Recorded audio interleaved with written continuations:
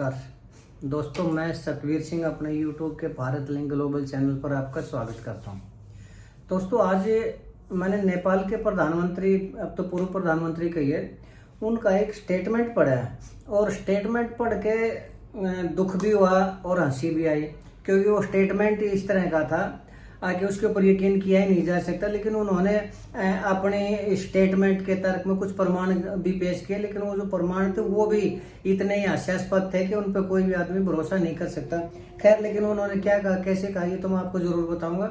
लेकिन एक बार थोड़ा सा मैं जो नेपाल की वर्तमान स्थिति है उसके बारे में डिस्कस करना चाहूँगा, उसके बारे में बताना चाहूँगा।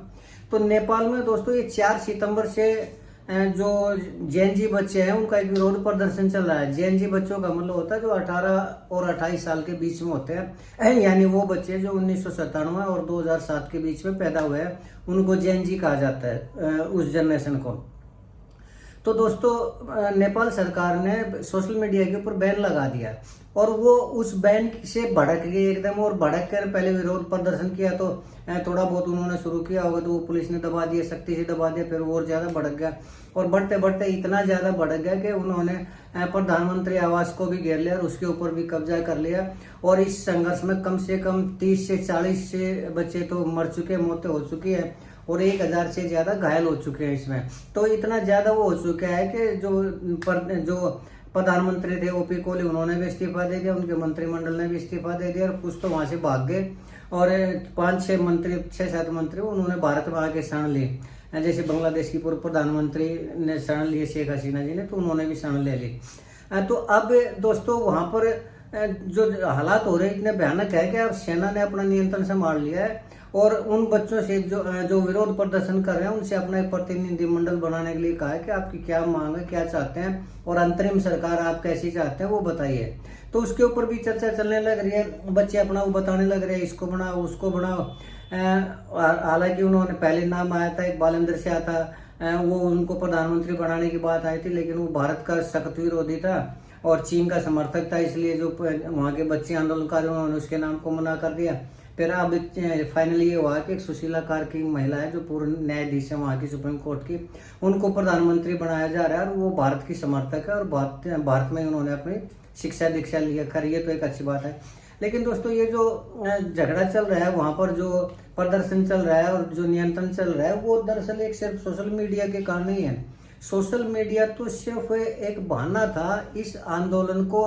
करने का, यानी वो तो एक तरह से जब घड़ा फूटता है ना, वो उसका जो उबाड़ होता है ना, वो था एक तरह से। अन्यथा इसके और भी कई कारण थे।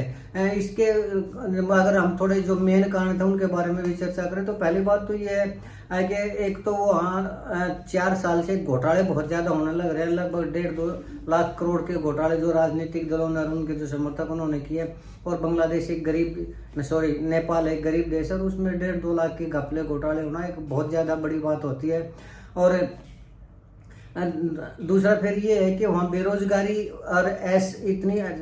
पब्लिक के अंदर असमानता वो इतनी ज्यादा है कि बहुत ज्यादा कि लगभग 10% जो जनसंख्या है ना, उनके पास तो पूरे देश की 50% प्रॉपर्टी है और वो इतने ज्यादा गरीब और बाकी जो वो इतने अमीर है कि पूरी नेपाल की जनता के पास 50% प्रॉपर्टी है, संपत्ति है। तो इतना ज्यादा असमानता है वहां पर और बेरोजगारी इतनी ज्यादा है कि सरकार को ये है ही नहीं कि रोजगार देना है, बच्चों को नए काम धंधे खुलवाने या और कुछ करना, इसके ऊपर सरकार कोई ध्यान नहीं दे रही। और सियासी अस्थिरता होती रहती है, कभी चीन किसी को बना देता है, कभी भारत अपने समर्थन में कर देता है और इसी तरह विदेशी दबाव भी उनके ऊपर बहुत ज्यादा रहता है, क्योंकि ये उसकी जो लोकेशन है भारत और चीन के बीच में ऐसी है कि कभी अमेरिका उसके ऊपर दबाव डालता है, कभी चीन उसके ऊपर दबाव डालता है, कभी भारत उसके ऊपर दबाव डालता है। तो ये विदेशी दबाव ना, ये लगातार होता रहता है, बढ़ता रहता है, उससे जो नेपाल का विकास है वो नहीं हो पा रहा है। और जब चीन का दबाव होता है तो वो भारत के जमीन को अपने नक्शे में बता देता है, फिर भारत अपना दबाव डालता है। दूसरा फिर ये है कि नेपाल शुरू से भारत के बहुत नजदीक रहा है, लेकिन ये जो वर्तमान सरकार है ये चीन के ज्यादा नजदीक है, भारत से बहुत ज्यादा दूर है। तो इसके कारण भी उनको रोजगार के ऊपर प्रभाव पड़ने लग रहा है और भारत से दूरी वहाँ की जो पब्लिक है वो नहीं चाहती, लेकिन फिर भी जो सरकार है वो भारत से दूरी बना कर रखने लग रही है। दूसरा फिर ये कि भाई भतीजावाद इस तरह का इतना ज्यादा चरम पर है कि जो नेता है उन्हीं के बच्चे, उनको तो सभी ठेके मिलते हैं, सभी प्रॉपर्टी मिलती है और दूसरे काम धंधे मिलते हैं, बाकी जो देश की जो पब्लिक है, दो देश के ठेकेदार है और मजदूर हैं, कर्मचारी हैं, ऑफिसर, उनके पास काम नहीं होता। तो ये सारे मिला के न, और इसका जो लास्ट में 4 सितंबर को सोशल मीडिया बैन किया गया, तो वो एकदम से गुस्सा फूट पड़ा और नेपाल की आज ये हालत ये हो चुकी है।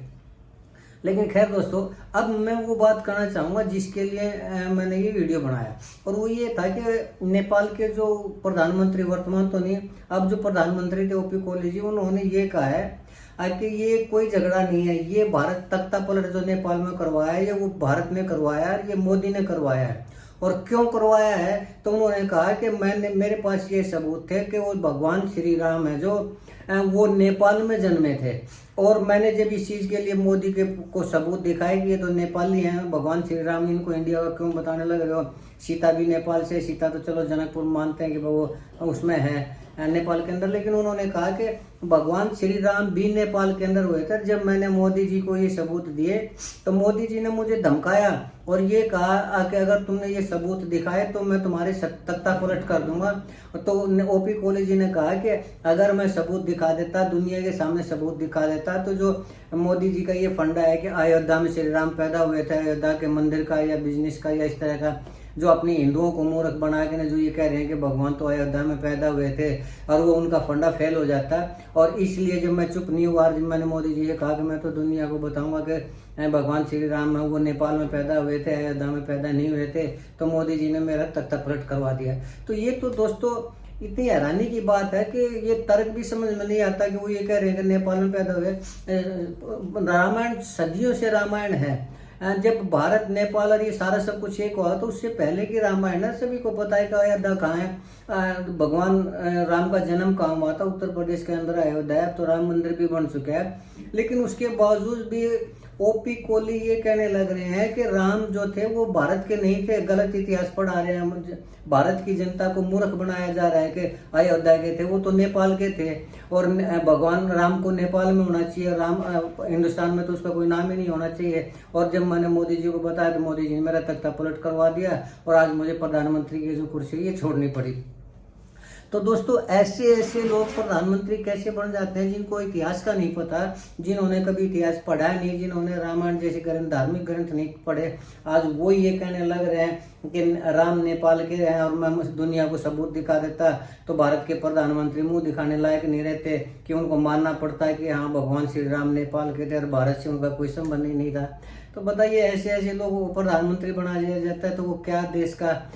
भला करेंगे, क्या देश का विकास करेंगे, जिनकी खुद की अंदर दिमाग नहीं हो, जिनके अंदर, और वो क्या बोल रहे हैं क्या नहीं बोल रहे हैं इसका भी उनको नहीं पता हो, तो फिर तो ऐसे देश का तो यही हाल होता है। खैर दोस्तों, कुल मिला के ये है कि अब हम तो भगवान से यही प्रार्थना करते हैं, और नेपाल के जो जैन जी बच्चे हैं उनसे यही अपील करेंगे कि शांति से काम लें,